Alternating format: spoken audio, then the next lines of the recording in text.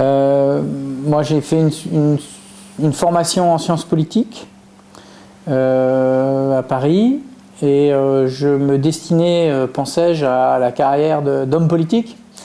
Et puis finalement, en deuxième année à Sciences Po, d'ailleurs à force de fréquenter un certain nombre de camarades qui, eux, voulaient faire de la politique et que je trouvais pris dans un certain nombre d'attitudes que je ne trouvais pas tout à fait conformes à l'éthique que je me faisais, je me suis dit non, faut que je renonce à ce métier. Et en fait, j'ai toujours aimé l'enseignement et je me suis dit tiens, je ferais bien enseignant-chercheur. Voilà, c'était un deuxième choix, on va dire. Et ensuite, j'ai fait ma thèse sur le traitement de l'information politique au journal télévisé, en me disant que c'était très important d'essayer d'avoir une réflexion en tant que science sociale sur les pratiques sociales, quoi. C'est-à-dire de poser des questions et d'essayer d'apporter des réponses à des choses qui correspondent à ce que à ce que vivent les citoyens et aux questions vives que l'on pose. Donc j'étais entouré de gens, à commencer par mon directeur de thèse qui n'avait pas la télévision, et qui en était très fier. J'étais entouré donc de gens qui méprisaient le journal télévisé, ou c'est pas de l'information, c'est pour le peuple, enfin bon, etc.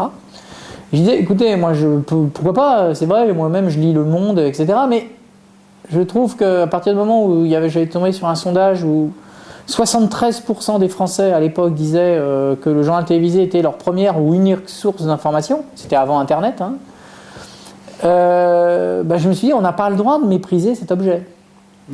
Donc du coup, je me suis intéressé à ça, à travers l'information politique, et en fait, du coup, ça m'a amené à travailler en termes de recherche sur les problématiques qui sont celles du journalisme, du traitement de l'information, et celles de la politique, voilà.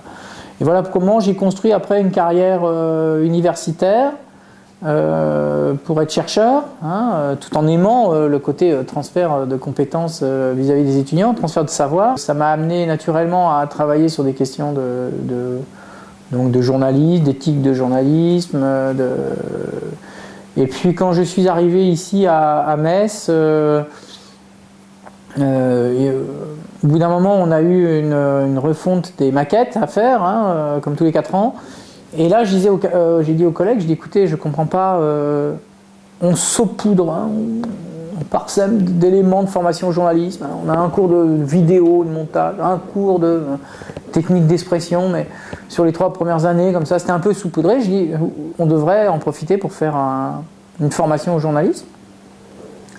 Même si le marché est saturé, parce qu'il y a beaucoup de formations au journalisme en France, mais je disais justement, ne faisons pas comme les autres. Et moi j'avais une certaine vision des choses. On me disait, bon, je crois quand même qu'il faut réfléchir à l'avenir du métier. L'avenir du métier, il se fera sur le web. Donc c'était un créneau qui était pris par personne. Donc on a monté en 2008 un dossier pour être la première et unique formation en France exclusivement web journalisme. Voilà.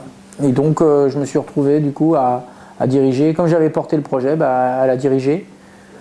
Et cette licence va être arrêtée cette année puisque on est transformé en master.